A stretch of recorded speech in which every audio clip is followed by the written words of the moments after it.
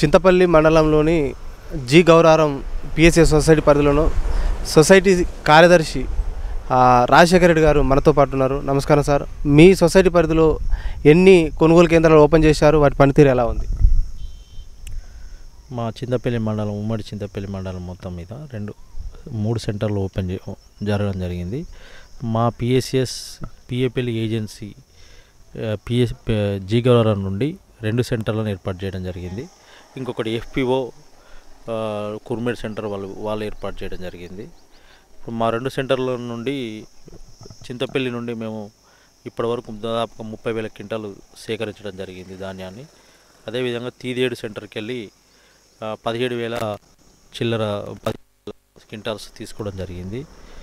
మేము ఇంకొక 4 నుండి 5 రోజులలో కొనుగోలు కూడా పూర్తి అయ్యే అవకాశం ఉంది. దాదాపు ఇంకొక ఇక్కడ తీదేడికి వెళ్ళి ఒక 3,000 క్వింటాలు, చింతపల్లి సెంటర్కి వెళ్ళి ఒక 8 నుండి 9,000 క్వింటాలతో పూర్తి చేయడం జరుగుతుంది. ఆల్మోస్ట్ 90% కొనుగోలు కూడా క్లోజ్ అయినాయి. ఇంకొక 10% ఉంది. మేబీ 20వ తారీఖు వరకు క్లోజ్ చేయగలుగుతాం. ఇప్పుడు దాదాపుగా 10వ తారీఖు వరకు కూడా బిల్స్ కూడా ఏమంటే సబ్మిట్ అవుతున్నాయి. బిల్స్ కూడా రైతులకు కూడా సబ్మిట్ చేయడం జరిగింది. వాళ్ళకు కూడా డబ్బులు కూడా తొందరనే ఇస్తున్నాం. ఏంటంటే కొంచెం చిన్న సమస్యలు ఏంటంటే కొంచెం లారీలు ట్రాన్స్పోర్టేషన్ కొంత ఇబ్బంది ఉన్నది. సరే, దాన్ని కూడా కొంత మధ్య జాప్యం ఉన్నది. ఇప్పుడైతే అది కూడా ఏం లేదు సమస్య, అది కూడా క్లియర్గానే ఉంది. కొంతవరకు కొనుగోలు కూడా స్టార్ట్ చేస్తున్నాం. కొంత అమ్మాలీల సమస్య అనుకో, కొంచెం లారీల సమస్యతో కొంత అది జరిగింది. ఇప్పుడు అది కూడా చేసినాం. దాదాపుగా రోజు మేము 2 సెంటర్ల పేరు మీద దాదాపు 8 నుండి 10 బండ్లను లిఫ్ట్ చేయగలుగుతున్నాం. ఇది మా సార్. మీ కొనుగోలు కేంద్రాల్లో కనీస సౌకర్యాలు కల్పన ఎలా ఉంది? మేము రైతులకు షెడ్ ఏర్పాటు చేయడం జరిగింది. వాటరు వారికి ఎట్లాంటి ఇబ్బంది లేకుండా తొందర కొనుగోలు చేస్తున్నాం. సరే, ఏ రోజు ఆ రోజు లిఫ్ట్ చేయడం జరుగుతుంది. వాతావరణం కూడా మాకు కొంతవరకు సహకరించింది. ఎక్కడ వానలు కానీ ఎక్కడ కానీ జరగలేదు. ఒక సందర్భంలో జరిగింది, అది కూడా ఎక్కడ డ్యామేజ్ ఏం కాలేదు. అంతవరకు అయితే అంత సవ్యంగా మా సెంటర్ అంతా రైతులకు పూర్తి స్థాయిలో కొనుగోలుకు ఇప్పుడు సిద్ధంగా ఉన్నాయి. ఇంకా రైతులకు చివరి 20వ తారీఖు వరకు 22 అంటే సరే, ఇంకా చివరికి ఎవరైనా గింజలు తీసుకొచ్చినా సరే ఓ రోజు వెనుక తీసుకొని పూర్తి చేయడం జరుగుతుంది. సార్, మీ ఏవో ఆధ్వర్యంలో, కార్యదర్శి ఆధ్వర్యంలో కమిటీ వేశారా? కమిటీ ప్రకారం టోకెన్ సిస్టమ్ విధానం ప్రవేశపెట్టారా? టోకెన్ సిస్టమ్ విధానం సీరియల్ ప్రకారం నడుస్తుందా? కొనుగోలు కేంద్రం సీరియల్ రిజిస్టర్ ప్రకారం మేము మెయింటైన్ చేస్తున్నామండి. సీరియల్ ప్రకారం చేస్తున్నాం. అది ఇంకా మా 90% క్లోజ్, అది కొనుగోలు పూర్తి అయిపోయినాయి. జస్ట్ 10% బిలోనే ఉంది. అది కూడా మేము సాధ్యమైనంత వరకు తొందరగా లిఫ్ట్ చేసి రైతులకు వారికి మా సంఘం తరఫున, మా పాలకవర్గం తరఫున అందరం మేము కృతనిశ్చయంతో వాళ్ళ కమిటీ పూర్తి స్థాయిలో కంప్లీట్ చేయడానికి సిద్ధంగా ఉన్నాం. ఈ కొనుగోలు కేంద్రాలలో టోకెన్ సిస్టమ్ కాకుండా రాజకీయ ఒత్తిళ్లకు తలొగ్గి వేరే పలుకుబడి ఉన్న వాళ్ళే పెడుతున్నారని మా దృష్టికి రైతులు తీసుకొచ్చారు. సరే, ఎందుకంటే కొంత ఈ లారీలు అనుకో, కొంత అమ్మాలీలు సమయానికి రాకపోవడం, ఎందుకంటే ఈ ఎండ 44, 48, 50 ఓసారి ఎండ రావడం వలన ఈరోజు వచ్చిన అమ్మాయిలు రేపు రాకపోవడము. ప్లస్ ఒకటి లారీలు సమయానికి కొంతవరకు, ఎందుకంటే మిల్లు దగ్గరికి పోయినప్పుడు వాళ్ళకు 2-3 రోజులు లిఫ్ట్ చేయడానికి, అది చేయడానికి, అన్లోడ్ కావడానికి ఇబ్బంది జరుగుతున్నందున కొంత మాకు సమయానుకూలంగా కొంచెం లారీలు రాకపోవడం వలన కొంత జాప్యం జరిగిన మాట వాస్తవమే. దాన్ని కూడా ఈ 3-4 డేస్కి వెళ్ళి పూర్తి స్థాయిలో మేము చేసినాం.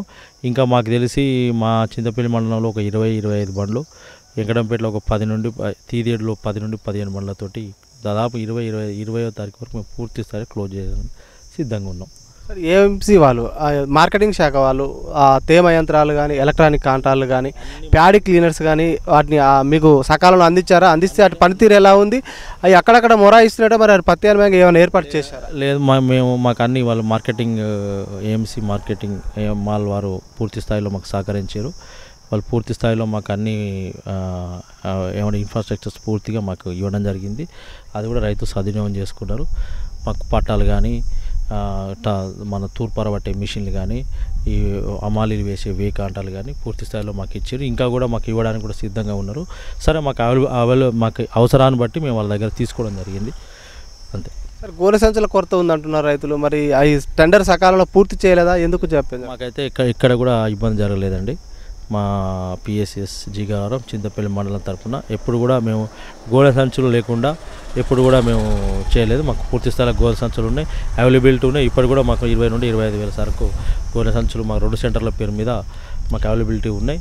ఇంకా కూడా మేము ముందే ఏదైతే అయిపోయే ముందర ఒక 2 డేస్ ముందరనే మేము వాళ్ళకి ఇన్ఫామ్ చేసిన నెక్స్ట్ డేనే మాకు తిరిగి బస్తాలు సమకూర్చడం జరుగుతుంది. సార్ ఈ పౌర సరఫరాల శాఖ వారు లారీలను సకాలంలో వాళ్ళు అందించమంటున్నారు, మరి లారీల కొరత ఉందంటున్నారు, దాంతోపాటు అమలీ కొరత ఉందంటున్నారు. ఇక్కడ కాంటాలు అయిన ధాన్యాన్ని అక్కడ మిల్లుల వాళ్ళు సకాలంలో దిగుమతి చేస్తలేమంటున్నారు. ఇక్కడ రైతులేమో పడిగాపులు కాస్తున్నారు, అకాల వర్షాలు వస్తున్నాయి, పిడుగులు పడుతున్నాయి. మరి ఈ సమస్యను జటిలమవుతుంది, మీ అధికారుల దృష్టికి ప్రభుత్వం తీసుకుపోయారా? ఈ సమస్య ఎట్లా పరిష్కారం అవుతుంది మీ సొసైటీ పరిధిలో? ఇప్పుడు ఏంటంటే కొంచెం మిల్లు దగ్గర కొంచెం ఏంటంటే ఎక్కువ బండ్లు రావడం వల్ల వాళ్ళ అన్లోడింగ్ ప్రాబ్లం ఉంది, వాళ్ళకి లేబర్ సమస్య ఉండడం వల్ల కొంత ఇబ్బంది జరిగింది. ఇప్పుడు వాళ్ళు కూడా పూర్తి స్థాయిలో కొంత లేబర్ని సమకూర్చుకోవడం వల్ల ఇప్పుడు రోజు వాళ్ళు మాకు ఇచ్చిన వెంకటసాయి మిల్లు నుండి 10 నుండి 13, 14 బండ్ల వరకు వాళ్ళు లిఫ్ట్ అన్లోడ్ చేయడం వల్ల ఇప్పుడు కొంత మాకు వెసులుబాటు ఉంది. ఇలా ఆ సమస్యను కూడా మేము పూర్తి స్థాయిలో సెంటర్లో అమాలి ఛార్జీలు బిల్లింగ్ వసూలు చేస్తున్నారా? ఎంత వసూలు చేస్తారు? టిక్కీల లెక్కన క్వింటాల్? మాకు క్వింటాల్కు 45 రూపాయల చొప్పున ప్రతి రైతు నుండి అమాలీలు తీసుకోవడం జరుగుతుంది. సరే ఈ కొనుగోలు కేంద్రాలలో తేమ శాతం పొల్లు శాతం అధికంగా ఉందని బస్తా అంటే కింటాకు 3-4 కేజీలు కోస్తున్నారని మా దృష్టికి రైతులు తీసుకొచ్చారు సార్.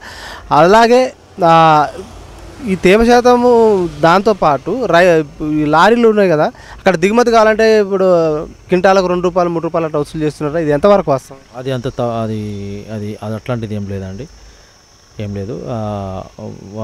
మేము 45 రూపాయలు చొప్పున వాళ్ళు అమాలీలు ఇవ్వడం జరుగుతుంది.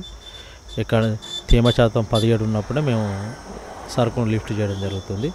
అట్లాంటిది మీ దృష్టిలో మేము అనుకోవట్లేదండి. ఈ అంటే కొనుగోలు కేంద్రాలు సకాలంలో అంటే ఓపెన్ చేయకపోవడం వల్ల దళారులు, మధ్య దళారులు ఆ పచ్చి ధాన్యాన్ని రైతుల దగ్గర తక్కువ ధర కొనుక్కొని ఇతర రాష్ట్రాల సరిహద్దుతో పాటు ఇతర మిల్లులకు కొన్ని సెంటర్లు అక్కడనే అమ్ముతున్నారట. మరి దీన్ని మీ సొసైటీ పరిధిలో ఏమైనా అట్లాంటివి వచ్చినాయా? మరి మీ సమస్య ఎదురైనా? ఇప్పుడు మా చింతపల్లి మండలం వల్ల మాకున్న అగ్రికల్చర్ రిపోర్ట్ ప్రకారంగా మేము 70,000 క్వింటాలు అనుకున్నాం. ఇప్పుడు దాదాపుగా మేము 3 సెంటర్ల పేరు మీద దాదాపు మేము 60,000 సేకరించడం జరిగింది. ఇంకా 10 నుండి 12,000 సేకరిస్తాం. మేము 100% ప్రతి రైతు 90% మా సెంటర్లకు వచ్చి మా వరి ధాన్యాన్ని అమ్ముకోవడం జరిగింది.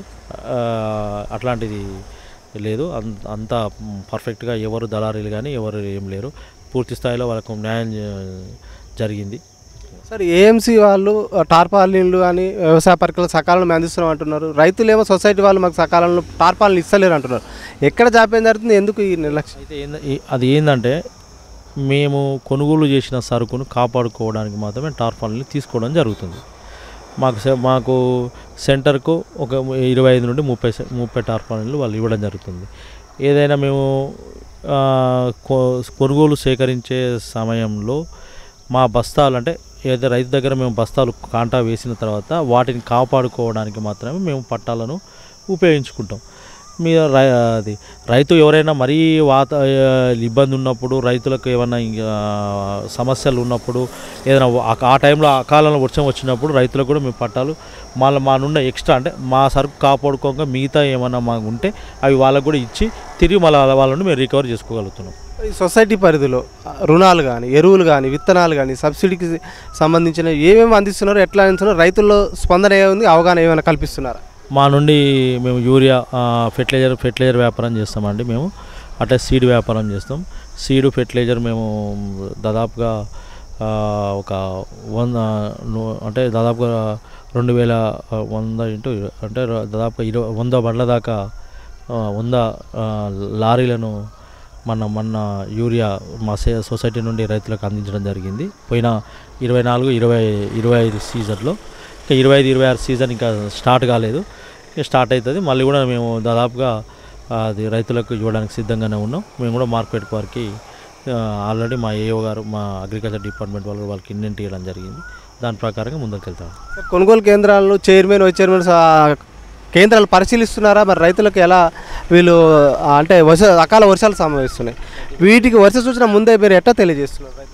చెప్తున్నాం, మేము కూడా ముందలు ఉంటాం. మేము కూడా మా ప్రతి సెంటర్లో మా ఎంప్లాయీస్ అంటే మా తాత్కాలిక మా సొసైటీ ఎంప్లాయీస్ తాత్కాలికంగా కూడా మేము కొంతమందిని ఎంప్లాయీస్ని కూడా ఏర్పాటు చేసుకోవడం జరిగింది సెంటర్ల గురించి.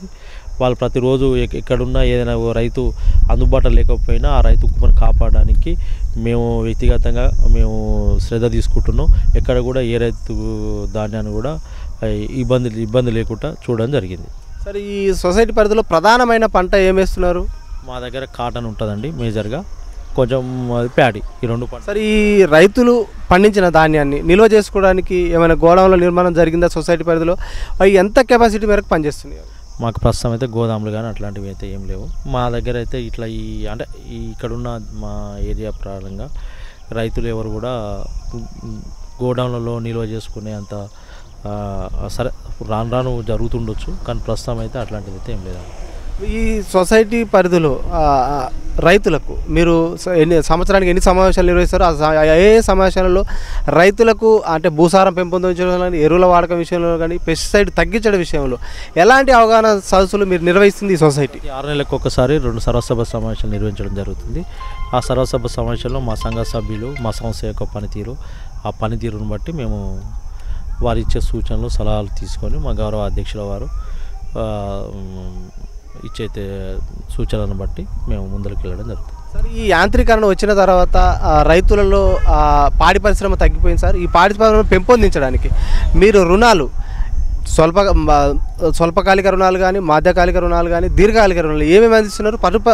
పశు పోషణను పెంపొందించే పాడి పరిశ్రమను డెవలప్ చేసే విషయాలుగా మీ సొసైటీ పనితీరు ఎలా ఉంది? మేము దాదాపుగా మా సొసైటీ అవుట్ స్టాండింగ్ వచ్చి ఇప్పటికీ ఒక 10 కోట్ల రూపాయలు ఉంది. ఒక 1 కోటి రూపాయల దీర్ఘకాలిక రుణాలు ఉన్నాయండి. దాదాపుగా 7 నుండి 8 కోట్ల రూపాయల స్వల్పకాలిక రుణాలు ఉన్నాయి. మేము మొన్న మా సొసైటీకి దాదాపుగా 500